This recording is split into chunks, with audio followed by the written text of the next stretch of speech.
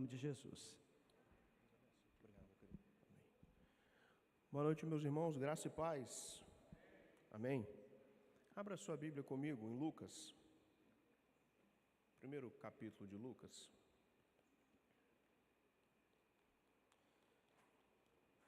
Quero ler um versículo que faz parte de uma história muito conhecida, mas que nos últimos dias eu fui impelido ou fui levado a comprar mais um livro que narra a história deste homem por causa de uma canção, né? E os irmãos sabem, ouviram, a canção é Ele, ganhou muitos adeptos, como teve muitas críticas. E eu fui ouvir a história dessa canção e ela nasceu após um homem ser impactado por ler um livro. O título do livro é Ele Escolherá o Deserto. E dentro deste período de lendo esse livro, eu mais uma vez fui ministrado por Deus a respeito da vida de João Batista. Eu quero compartilhar um pouquinho com os irmãos o que Deus colocou no meu coração. Lucas 1:80.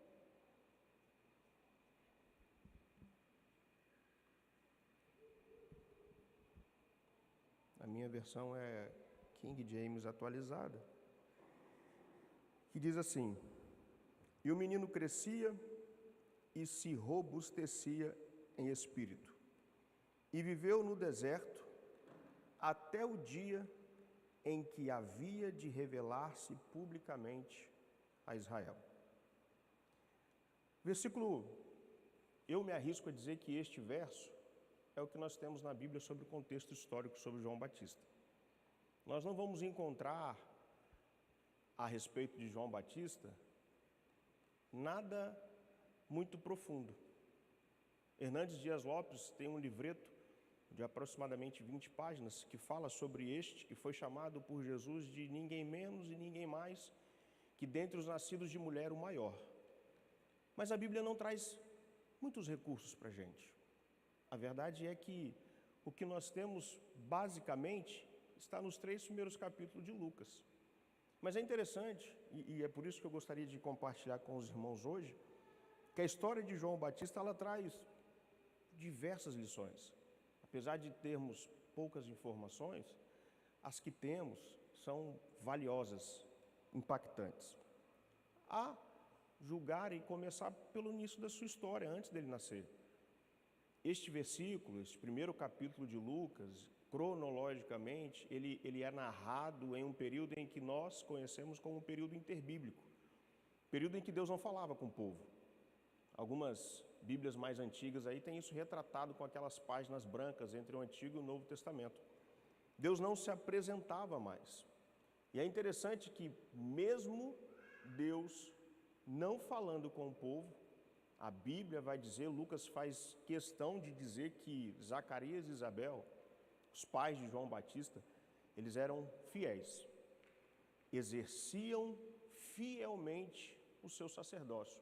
Zacarias, ele era sumo sacerdote, e a Bíblia diz, no primeiro capítulo de Lucas, que aprouve em determinado dia, conforme a sorte que tinha sido lançado, Zacarias adentrar o Santo dos Santos para oferecer um sacrifício a Deus, como sumo sacerdote. Interessante pensar sobre essa ótica, que eu gosto muito de viajar um pouco na história, porque a Bíblia relata que sumos sacerdotes tinham uma certa exigência para ser, tinha que descender de uma família.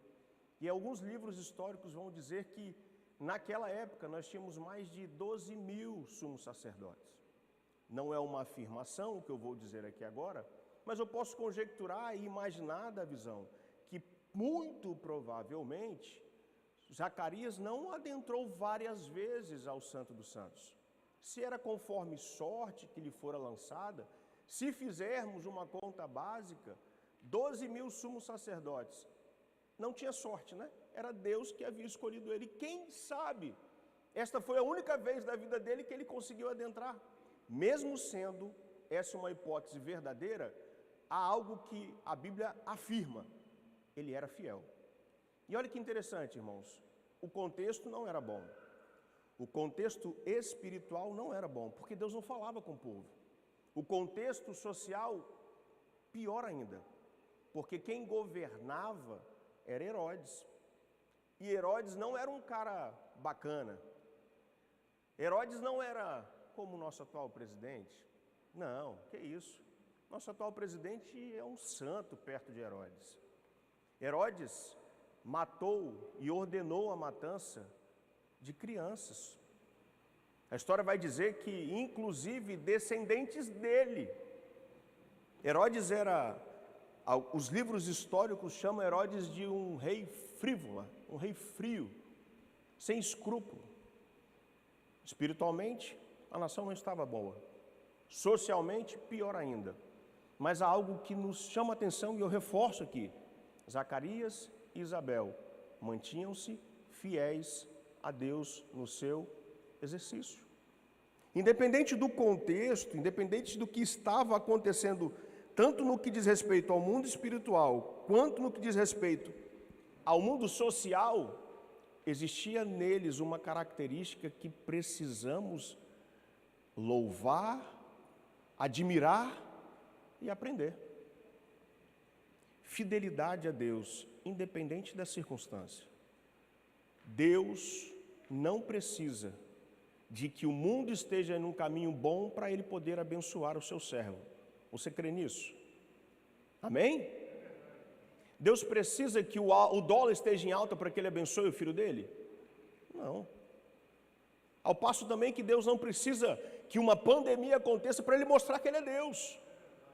Nós é que queremos medir a ação de Deus conforme a nossa ótica. E às vezes caímos num grave erro de abandonar a fidelidade a Ele porque medimos o que Ele pode fazer conforme aquilo que nos cerca, conforme aquilo que estamos vivendo.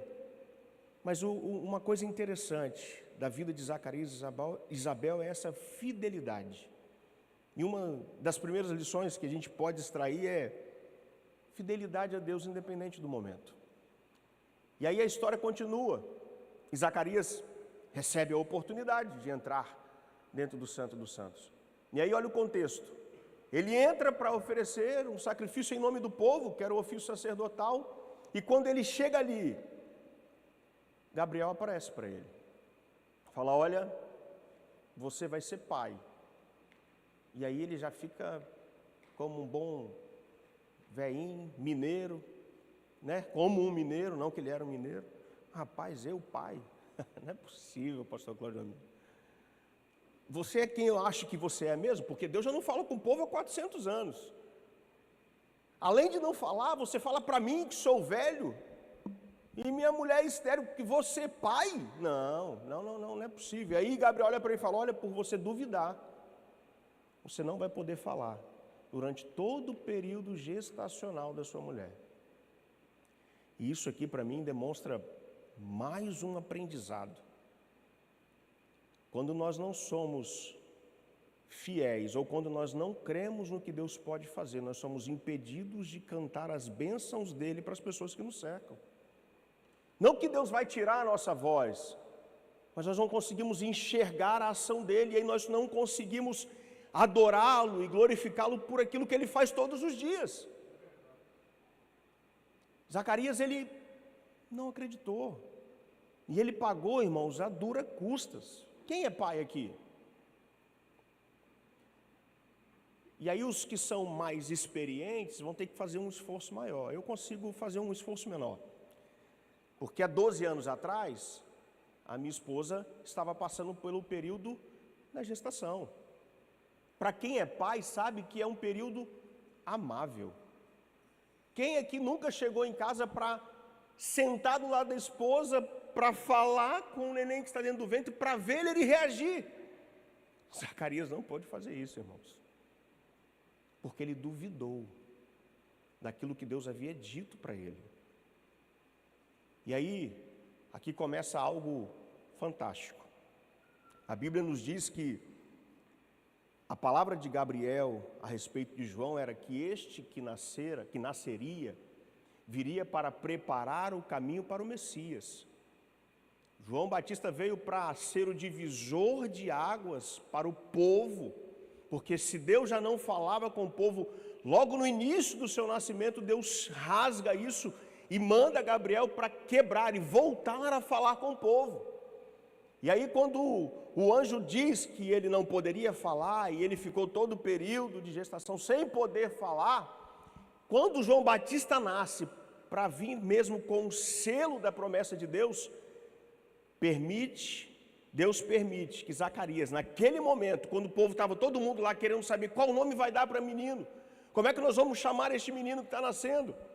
Zacarias escreve numa pedra, o nome deste menino será João. Quando ele escreve, a Bíblia diz, não sou eu, irmãos, que ele volta a falar. E quando ele volta a falar, o povo fica assustado e declara, Deus está na vida dessa criança.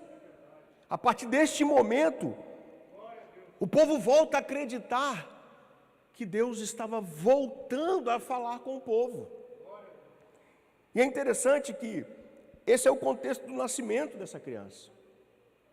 E aí, uma característica marcante está dentro do verso que nós lemos, é que a Bíblia vai dizer, Lucas ele faz questão de declarar isso, que João ele cresceu e se fortaleceu em espírito. Aonde? Aonde? No deserto. Nós temos o costume de achar que deserto é lugar ruim, né? Normal. Geograficamente, se você perguntar e estudar, raros são os desertos que você consegue enxergar algo de bom. Mas o deserto possui algo que vai além de ser apenas um lugar de prova. Não é de todo errado dizer que deserto é lugar de prova, não. Mas seria menosprezar muito a riqueza que existe nas fases das nossas vidas em viver no deserto. Se há algo que o deserto tem, é o potencial da comunhão com Deus sem distração. Há encontros que simplesmente só acontecerão e só acontecem no deserto.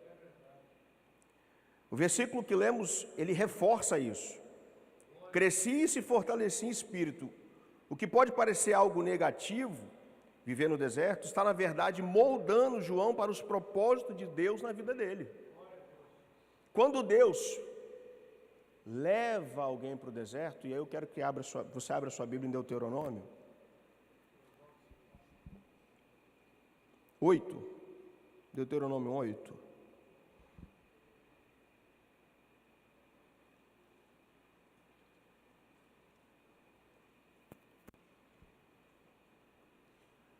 João Batista ele foi forjado no deserto. Mas há propósitos de Deus que está relacionado à mudança da minha postura. Olha o que Deuteronômio 8:2 diz: Trazei sempre viva em tua memória a maneira como o Senhor teu Deus te conduziu por todo o caminho no deserto, durante esses 40 anos, para vos tornar humildes e provar a vocês, a fim de que exteriorizaste todas as intenções do teu coração, se estavas decidido a obedecer os seus mandamentos ou não. Ele te humilhou, fez com que sentisse fome, te alimentou com o maná que nem tu nem teus pais o conhecias, para te mostrar que o ser humano não vive apenas de pão, mas de toda palavra que procede da boca do Senhor. Há momentos que Deus nos permite passar pelo deserto para nos fazer crescer e amadurecer, principalmente no que diz respeito à dependência da ação dele sobre as nossas vidas. Se com João Batista ele foi forjado, nós vamos ver no decorrer do nosso período aqui, que ele ficou no deserto, irmãos. Ele nasceu, cresceu, viveu e passou a maior parte da sua vida ou no deserto ou na prisão. Mas outro povo foi preciso que Deus levasse para o deserto, para quê? Para que eles se humilhassem, passassem por uma necessidade, para entender que nem só de provisão física vive o homem. Há períodos em que Deus nos leva para passar pelo deserto, para que a gente possa parar de achar que com as forças da minha própria mão eu tenho tudo. Isso não é um clichê, irmãos, isso é uma verdade. Todos nós incorremos ou incorreremos neste erro. Qual, Davi? De quando tudo está muito bem, a impressão que temos é que nos afastamos da delícia de desfrutarmos da presença de Deus. Por quê? Porque as distrações, eu tenho um carro bom, eu tenho uma casa boa, não me falta nada, não tenho problema, não tenho... Davi, você é a favor então da dificuldade? Não. Eu sou a favor de estar na dependência de Deus e não atribuir o que eu tenho à força do que eu conquistei, mas assim aquilo que Ele me deu. E há momentos sim que Deus vai nos fazer percorrer caminhos de lágrimas. O salmista diz isso, que passaremos pelo vale de Baca, vale de lágrimas. Para quê? Para desfrutarmos do potencial de uma comunhão com Deus sem distração, irmãos. No deserto a gente consegue entender que não adianta nada eu ter MBA, pós-graduação, posso ter tudo, mas se eu não tiver Deus, nada vai me preencher, nada vai ser o suficiente. E essa nossa geração, a minha geração, talvez seja a geração do Davizão e de mais tantos outros, que eu estou chegando na casa dos 40, eu sei que eu tenho um cara de 28, todo mundo erra, quando fala a minha idade, pastor Clodomiro. Eu estou tentando tirar a barba, passar um pretinho, mas todo mundo erra, mas eu estou com 39 já, pastor Félix. E eu estava cortando o cabelo esses dias. Essa nossa geração parece que está tão acostumada com o que é fácil, com o que é fútil, que não está preparada para o dia mau. E aí o cara falou tanta coisa, aí eu parado, ele falou, aí, você não ouviu falar sobre isso? Eu falei, não. De outro tema? Não. Ele falou, cara, deixa eu fazer uma pergunta, você tem Instagram? Eu falei, não. Rapaz, como é que você vive? Eu, muito bem. Porque no Instagram e nas mídias sociais eu não sou contra. Fantasia-se uma vida muito boa, muito mascarada, sem confrontos, sem passar por aquilo que é real, aquilo que é cotidiano. Fomenta-se um mundo utópico, e as pessoas não estão querendo vir para a realidade, pisar no chão que estamos pisando, para enfrentar às vezes deserto. Por quê? Porque ninguém quer passar por um período de dificuldade para começar a depender de Deus. Sim, vão ter momentos que Deus vai nos fazer caminhar por desertos para aprendermos a depender somente dEle. Se Deus fizer, Ele é Deus. Se não fizer, Ele continua sendo Deus. Se tudo vai bem, não é porque eu sou, é porque Ele é. Se tudo vai mal, Ele continua sendo Deus.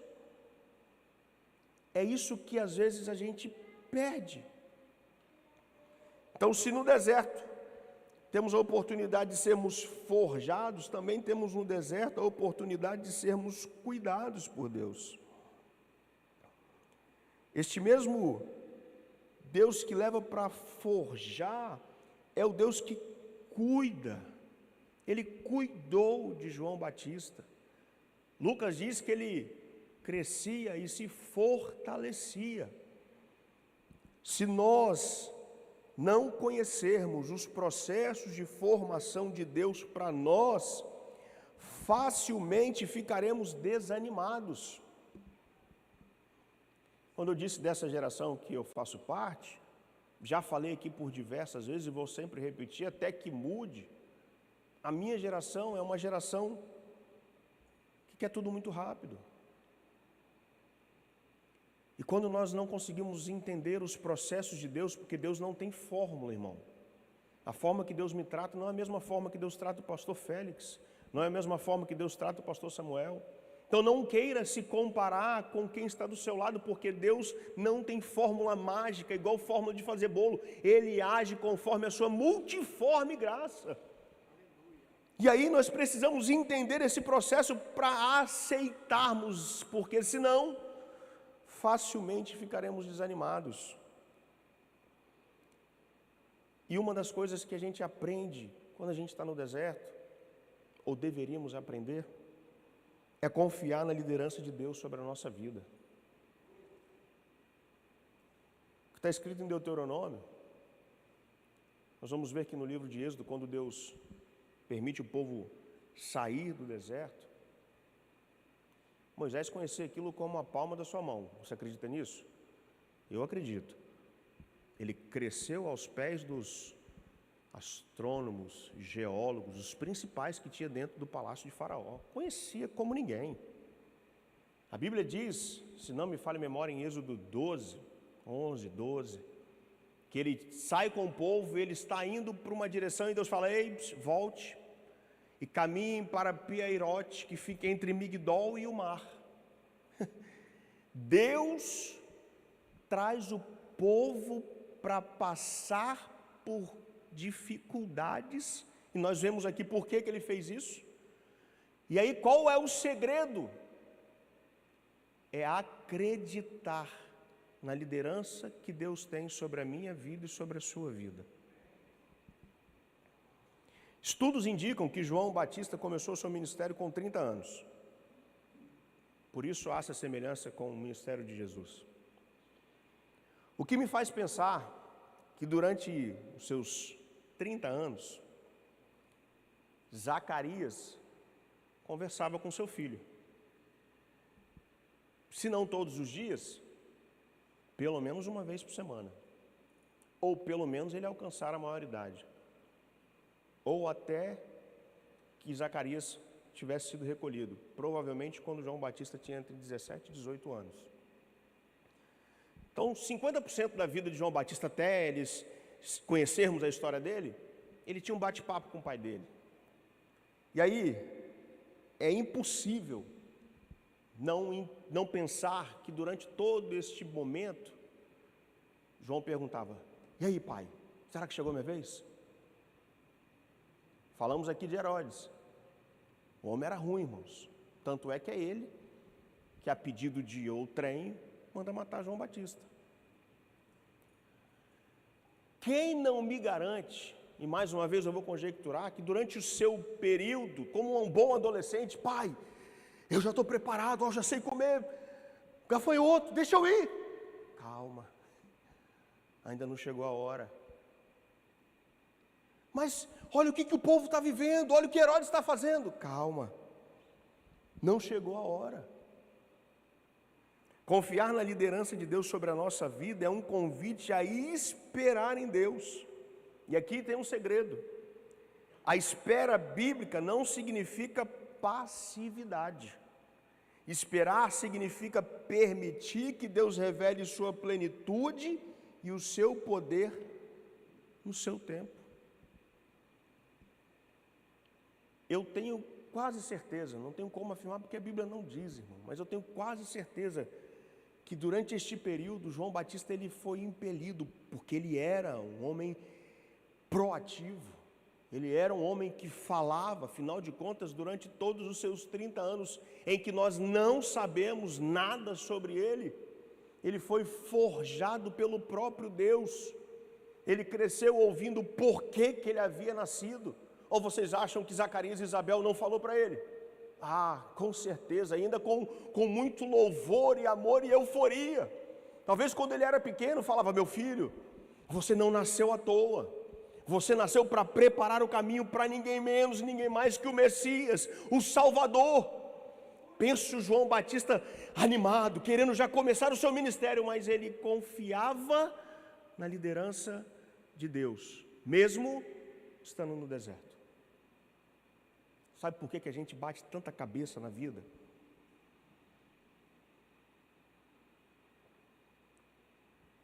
Se eu for perguntar aqui, eu vou ser o primeiro a falar. Quantas vezes você já quebrou a cara? Dá para você contar com os dedos que você tem aí? mão, pé, fica à vontade. Volta um pouquinho dessa oportunidade que você viveu de quebrar a cara. Puxa na sua memória se você foi ou não foi instruído a não fazer o que você fez. Nós somos muito ruins, irmãos.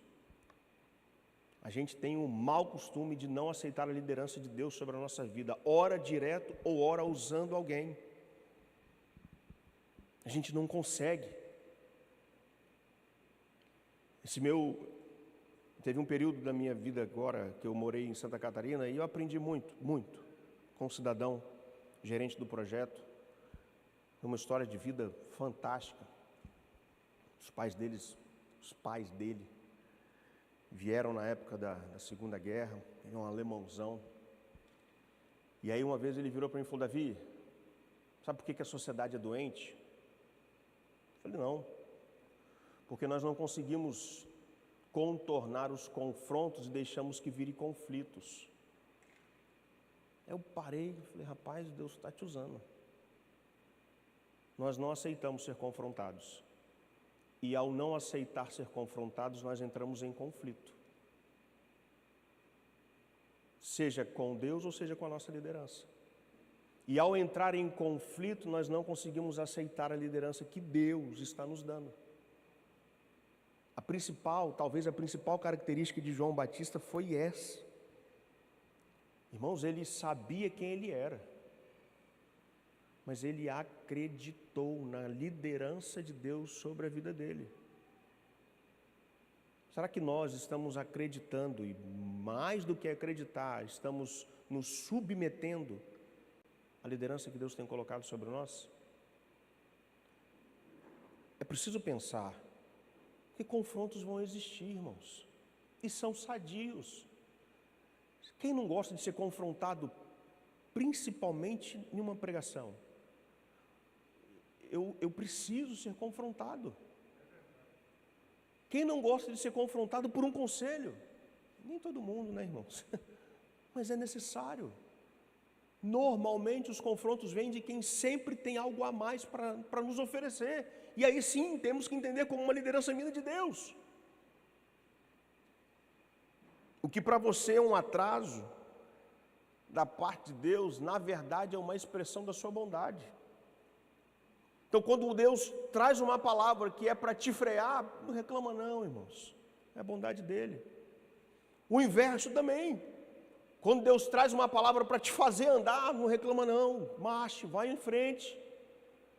Tudo é no tempo dele, na hora dele, do jeito que ele quer, da forma que ele quer, do jeito que ele desenhou. Cabe a mim e a você estar apto para viver sob essa liderança. Os dias daqui para frente, eu já disse, a tendência é piorar. Eu estive numa visita essa semana, os dias estão tão rápido que eu já me perco nos dias da semana. Mas a primeira pergunta que a pessoa me fez foi: Davi, qual que é a sua visão econômica sobre o Brasil? Eu falei: depende.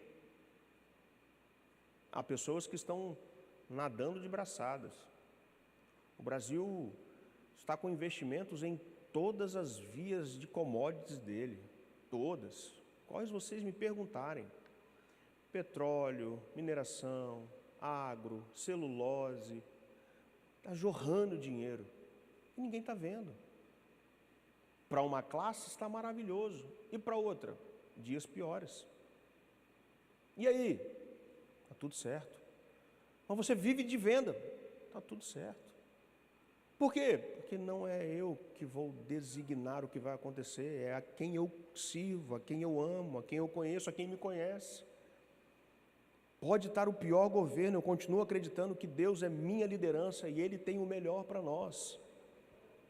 Ainda que dias maus cheguem, ainda que nós precisamos nos adequar, não importa, Deus é o nosso guia e Ele com certeza poderá nos fazer passar por dificuldade, mas se Ele for nosso líder, está tudo certo, irmão. Não é clichê, é a realidade, só que a gente precisa aceitar o que Ele tem. E aí, nós entramos talvez numa segunda grande lição: perseverança. E está aqui outra coisa que é difícil de fazer, né, irmão? Quem é perseverante, dá um glória a Deus. Amém, mas não foi todo mundo, né? Nem eu, né, Evandro? Nem eu glorifiquei. Mas olha que legal. Lucas 3, verso 2. Vamos ler o verso 1. No 15º ano do reinado de Tibério, César, época em que Pôncio Pilatos foi governador da Judéia, Herodes, tetrarca da Galileia, seu irmão Filipe, tetrarca da Itureia, e Traconites e Lisânias, tetrarca de Albine, e Anás e Caifás exerciam o ofício de sumo sacerdote.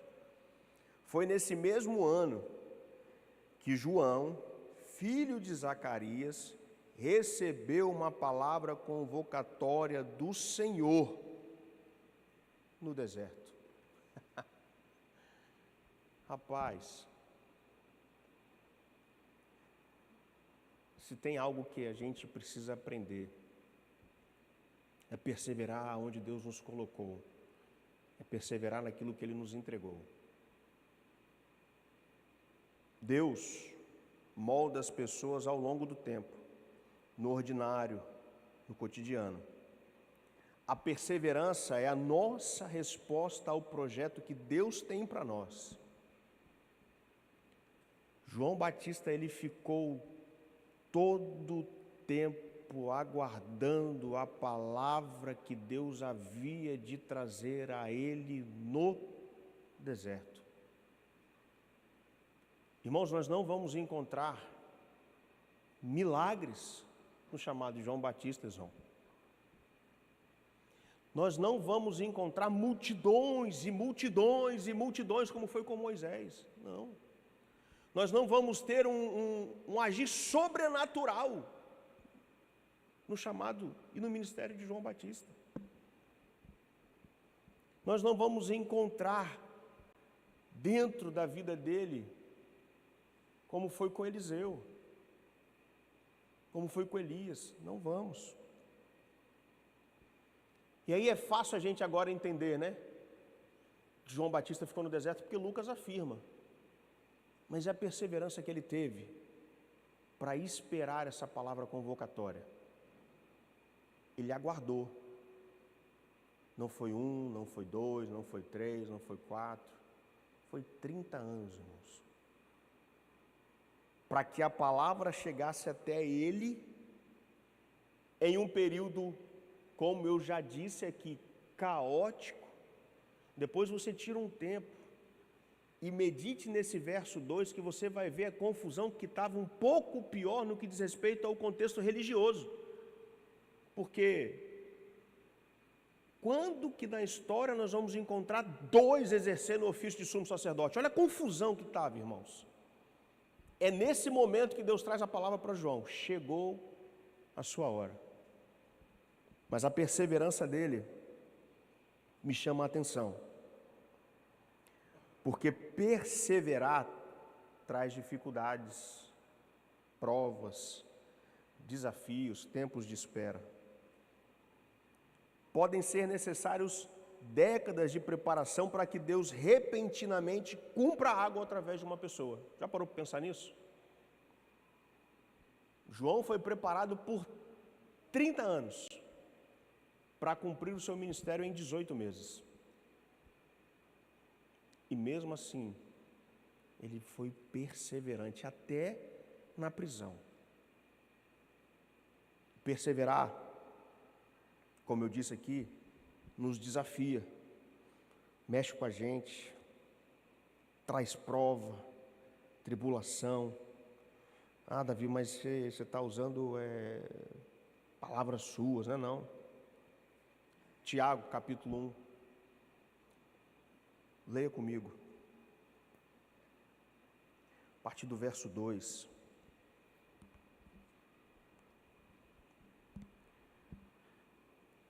Meus amados irmãos, considerai motivo de júbilo o fato de passardes por diversas provações, porquanto sabeis que a prova da vossa fé produz ainda mais perseverança. E a perseverança deve ter plena ação, a fim de que sejais aperfeiçoados e completos, sem que vos falte virtude alguma. Quem disse que perseverar é fácil? A julgar pela vida de João? Meu Deus, irmãos. Podemos usar outros exemplos.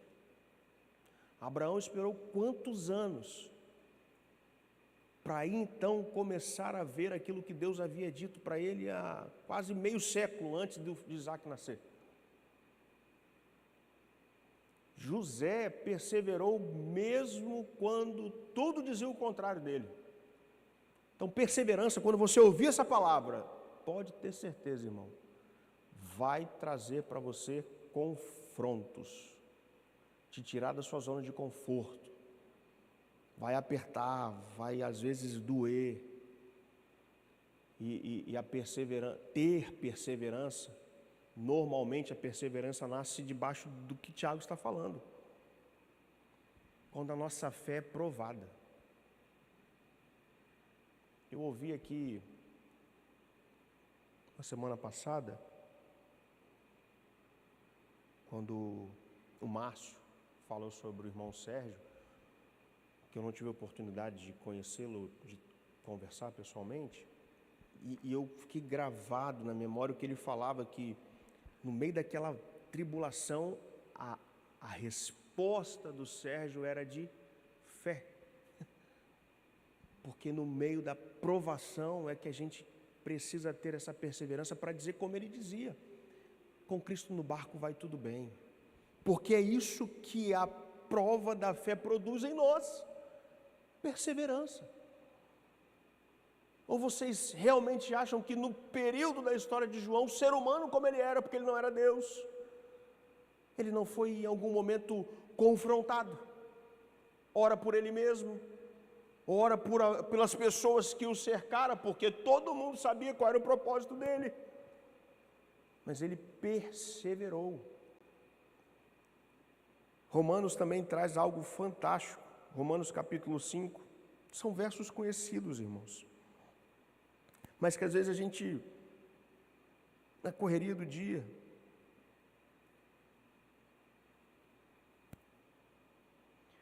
capítulo 5, verso 3, mas não somente isso, como também nos gloriamos nas tribulações, porque aprendemos que a tribulação produz perseverança. A perseverança produz um caráter aprovado, e o caráter aprovado produz confiança. E a confiança não nos decepciona, porque Deus derramou o seu amor em nossos corações por meio do Espírito Santo, que Ele mesmo nos outorgou. Então, só para termos a nossa perseverança aguçada, irmãos, vai ser debaixo de dificuldade. E eu disse aqui, alguns minutos atrás, o que para mim, a forma como Deus me trata, não é a forma que Deus trata o pastor Luiz, não é a forma que Deus trata o pastor Claudio Miro. Logo, a forma como a sua perseverança vai se destacar nunca vai ser igual da forma como Deus vai fazer com que a perseverança do seu irmão do seu lado se destaque. E a gente podia também usar vários exemplos aqui, mas existe um exemplo que mexe muito comigo. Eu queria trazer e ler um pouquinho sobre essa mulher que perseverou, mesmo em meio à dificuldade. 1 Samuel capítulo 1.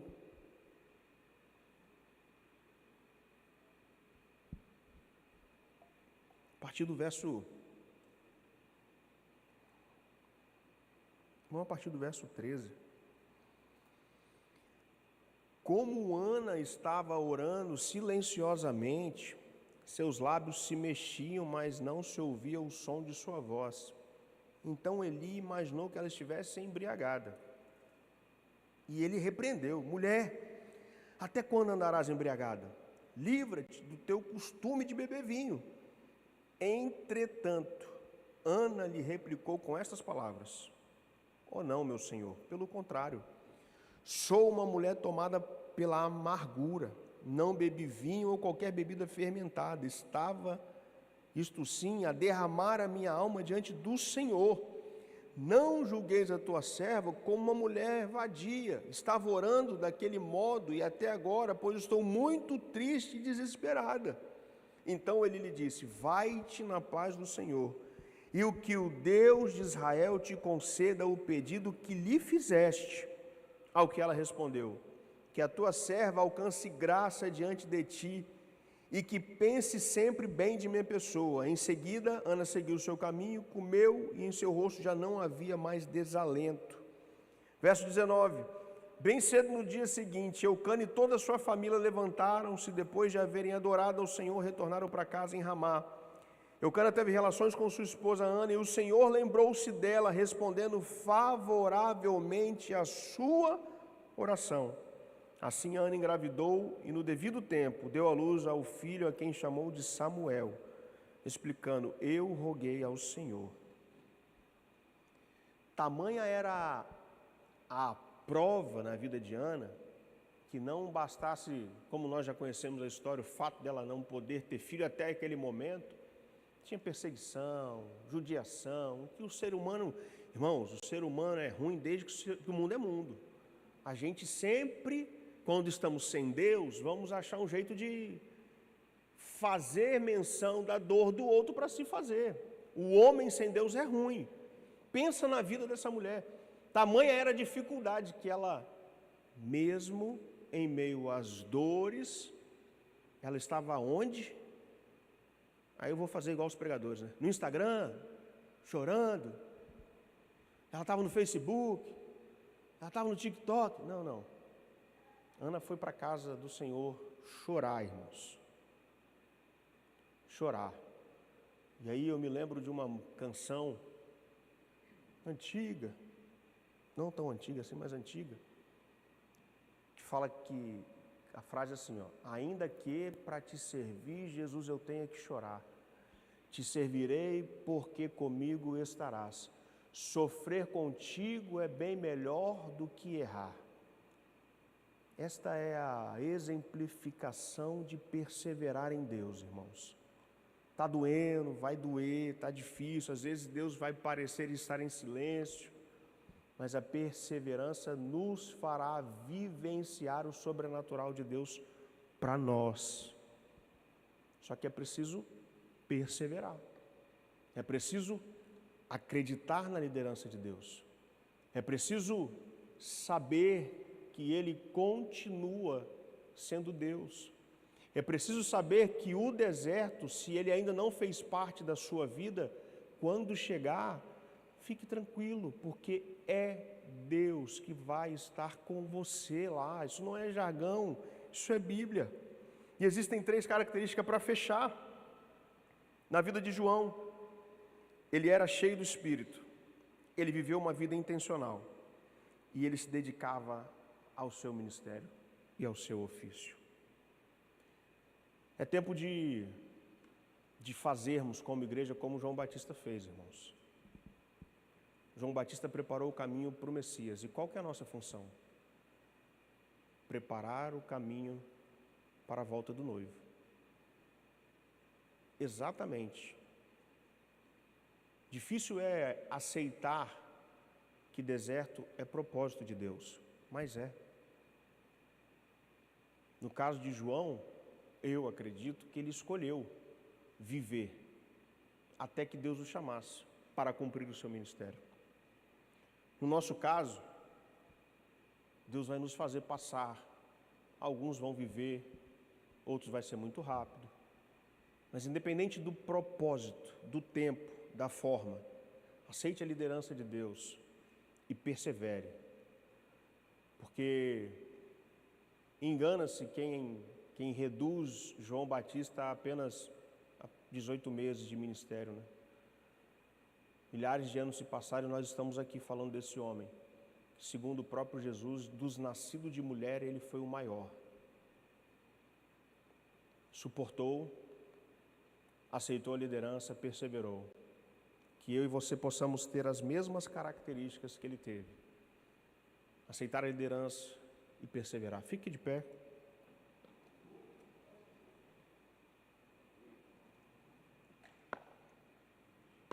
Eu vou fazer uma breve oração e agradecer a Deus pela oportunidade que Ele nos dá de ouvirmos a voz dEle através da Sua palavra. Deus, nós somos gratos ao Senhor, que o Teu amor, ó Deus, nos constrange, a Tua misericórdia é a causa de nós não sermos consumidos. Obrigado porque a Tua palavra veio falando conosco nessa noite. E a nossa oração é que o Senhor nos ensine, ó Deus, a aceitar a Tua liderança sobre nós. E nos ensine e nos ajude, se porventura nós em algum momento não perseveramos ou desfalecemos. Faça arder essa chama em nosso coração para que possamos perseverar, ó Deus, e aceitar os desígnios, os caminhos, os propósitos que o Senhor tem para nós. Confiamos que Tu és Deus sobre nossa vida. Tu serás sempre Deus, independente do contexto. Tu és grande, independente do momento, e nos ensine a sempre atribuirmos ao Senhor, ó Deus, e vivermos para o Senhor sob esta ótica, que nós queremos estar debaixo do Teu querer, hoje e até a Tua volta. Amém. Amém.